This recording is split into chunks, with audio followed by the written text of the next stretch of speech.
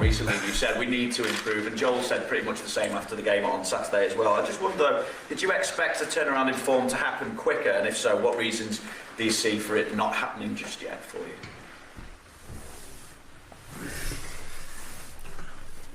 Yeah, no, quicker, not sure.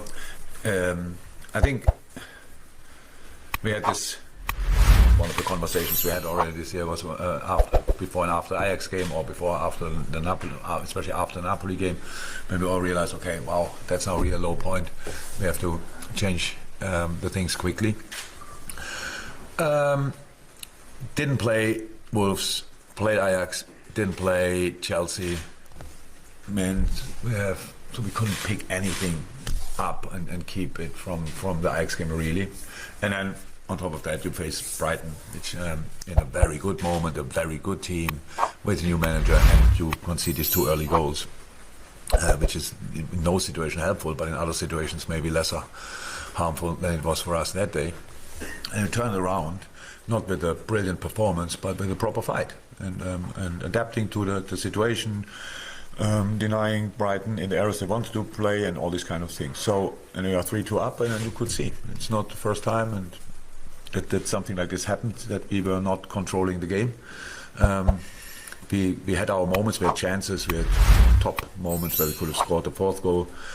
Didn't do that, and so you leave the door open, and that's what happened. And so how it always is in life, when you have a problem, when you spot a problem, you think about it, you think you have the solution, and of course you expect then the solution to be instant, influential, bam, sorted.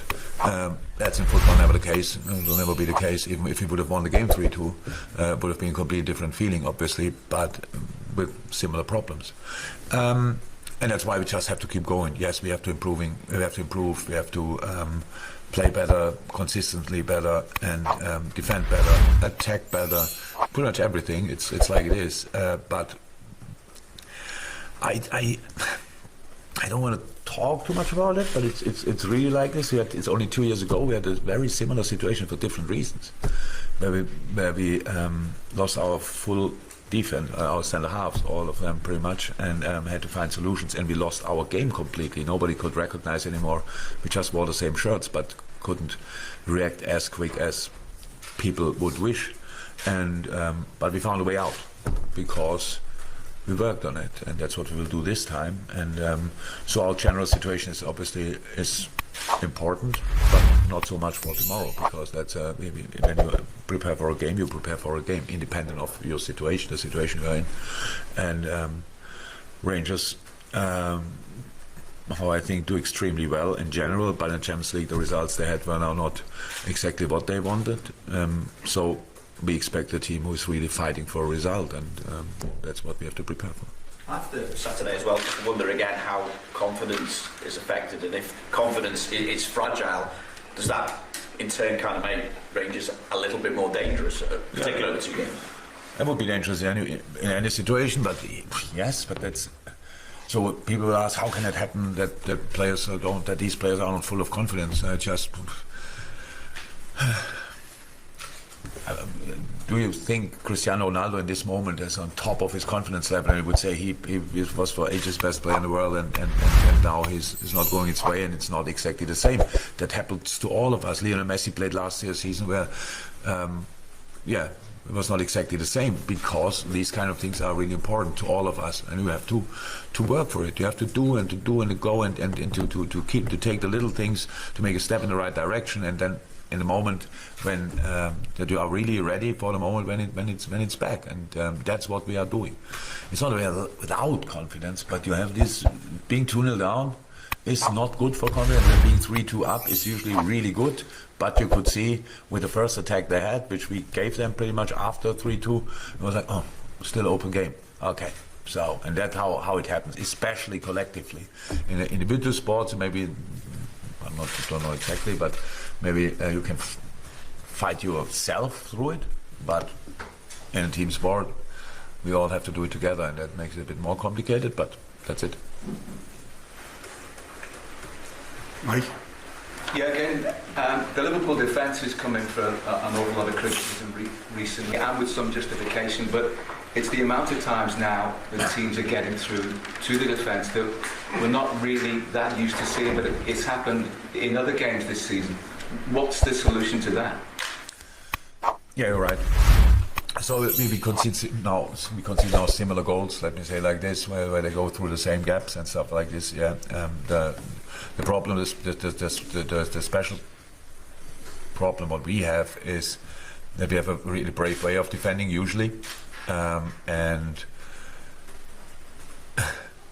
when the timing in our defending is not perfect, then we leave a gap open. That was always the case, by the way. But because the pressure we made on the ball, on the boy on the ball, nobody really recognized it because, we closed it with intensity, if you want. So if we don't do that, then this gap is open for a short moment, and Brighton usually quite often pass the ball through our gap in between the lines where they could turn and these kind of things, and that makes it tricky. So yes, we have to be more compact. We have to we have that in our mind, we know that, but it's in the moment it's going well, you do it and then you do it again, and by the time it's still not right, that's it. So we said it last week, I think defending is kind of an art, and it worked for us really well, but when it's not working out anymore, you realize step by step how much you have to go back to the basics that you are defend solid again.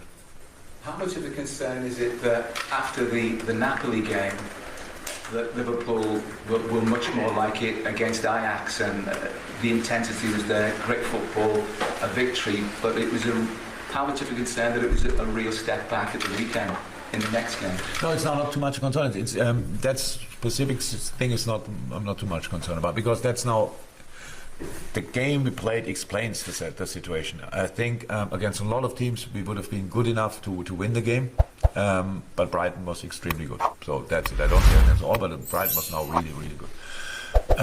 With all the things we didn't know how to prepare for it, because we had no clue what Roberto will do, what he will keep, what he will bring in new. That's a little bit the thing.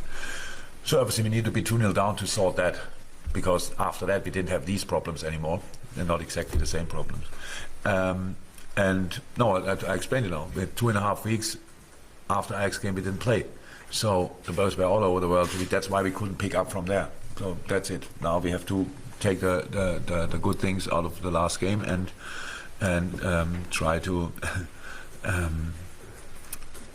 to do that. Actually, there were good things. The period when we were 3-2 up was not free flowing football, but it was the football we had to play on that day, because we had to break them down step by step, and that's what we did.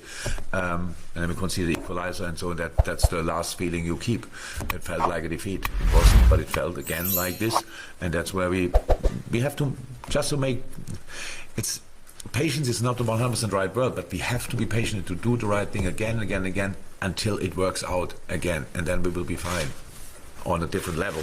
Not fine, but it will not. We have to work always hard, but that's what we have to do. We cannot always start new, thinking completely new. What can we do?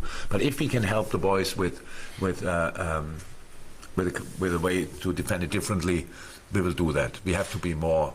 We have to be more solid. We have to make more compact. Definitely, that's what we try to be.